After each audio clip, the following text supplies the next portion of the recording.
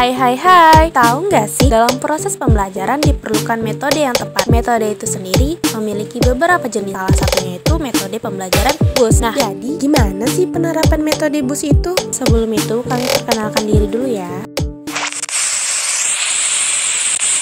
Assalamualaikum warahmatullahi wabarakatuh. Kami dari kelompok 1 yang beranggotakan saya Mukti Ali Andra. Hai, saya Amelina. Saya Alvina Febrianti. Saya Misfar. Di mana kali ini kami akan mempraktekkan materinya yaitu tentang BUS. Selamat menyaksikan.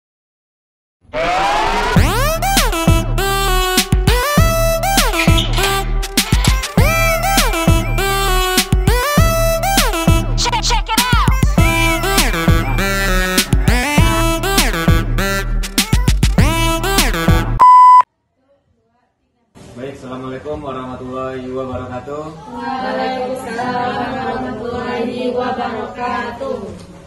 Bagaimana kabar anak-anak Bapak semuanya? Alhamdulillah baik, Pak. Untuk itu Bapak mau mengambil absen terlebih dahulu. Yang pertama yaitu Alfiona. Yang kedua Mila. Desti. Amelina. Hadir, Pak. Misfar. Genta. Firman. Baik, untuk materi kita yaitu tentang norma. Sebelum kita memasuki materi pembelajaran, lebih alangkah baiknya kita berdoa terlebih dahulu. Semoga pembelajaran kita ini menjadi suatu hal yang sangat berkah. Untuk itu berdoa dimulai.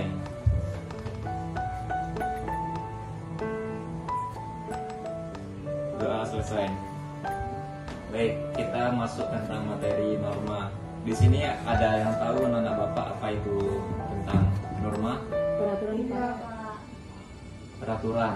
Yang lain apa ada yang lain? Oke, baik, kalau tidak Bapak akan jelaskan sedikit apa itu dari arti norma. Norma ini adalah petunjuk atau patokan perilaku yang dianggap benar dan pantas dilakukan dalam interaksi sosial dengan masyarakat. Nah, adapun pentingnya dari norma ini yaitu adalah jika tidak ada norma di dalam sosial, maka kehidupan masyarakat kita ini tentu akan sangat kacau.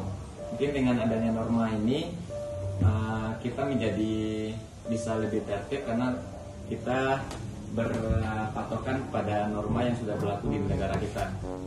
Untuk lebih jelasnya, di sini nanti Bapak akan membagi dua kelompok. Mungkin langsung saja Bapak bagi kelompoknya. Di sini yaitu materinya yang untuk kelompok 1, fungsi norma dan ciri-ciri norma. Mungkin sebelum itu Bapak ingin membagikan kelompok kepada anak-anak semua. Mungkin langsung saja Bapak bagi. Kalau ini kelompok 1 ya, Amelina, anggotanya itu Amelina, Misfar, dan Genta. Untuk yang kelompok 2, Alfiona, Mila, dan Desti. Baik, sebelum memulai diskusi kelompok, apa ada dari anak-anak yang ingin bertanya? Amelina? Pak, setelah kami diskusi nanti, kami harus gimana, Pak? Apa yang kami lakukan, Pak? Nah, sewaktu diskusi itu kayak misalnya dari kelompok 1 tampil ini. Nah, mungkin dari kelompok 2 akan menyimak atau menyanggah materi yang telah disampaikan oleh kelompok 1 dan begitu pun sebaliknya. Berapa lama kami diskusi, Pak? Untuk waktunya itu paling lama 20 menit dari tiap kelompok. Pak, berarti yang presentasi ini cuma satu ya, Pak?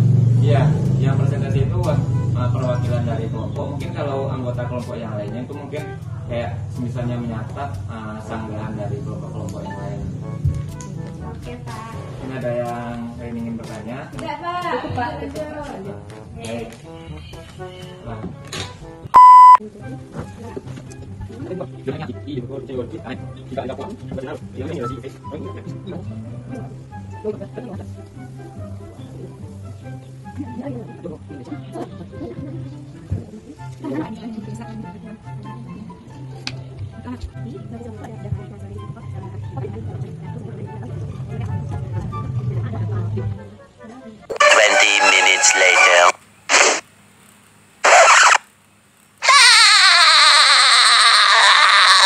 Baik, untuk diskusi kelompoknya Bapak cukupkan.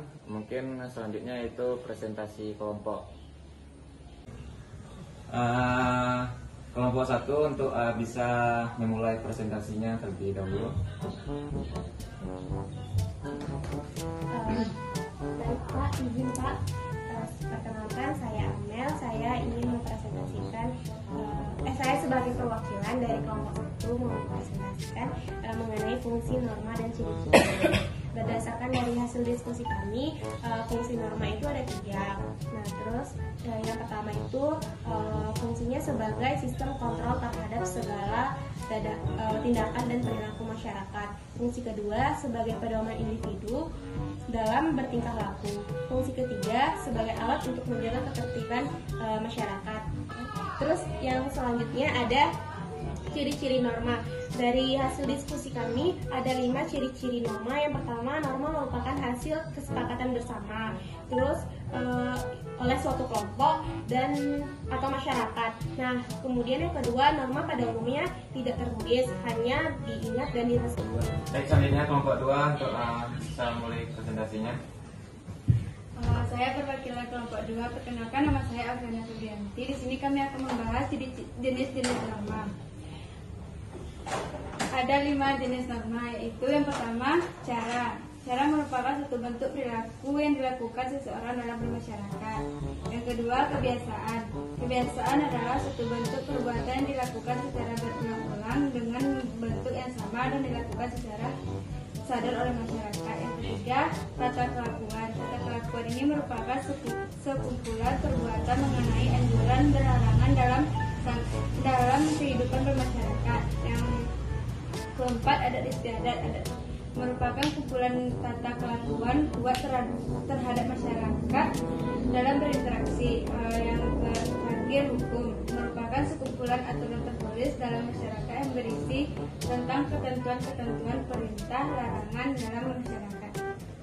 Itu penyampaian materi dari kelompok 2. Saya kembalikan kepada Bapak.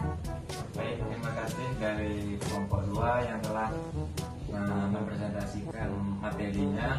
Mungkin dari kelompok 1 ada yang ingin menyanggah komentar terhadap kelompok 2 dari norma tersebut. Nah, di sini fungsi norma itu ada 3, yaitu adalah sebagai sistem kontrol terhadap segala tindakan dan perilaku masyarakat. Dan yang kedua itu adalah sebagai pedoman individu di dalam bertingkah laku. Yang ketiga yaitu adalah sebagai alat untuk menjaga ketertiban masyarakat.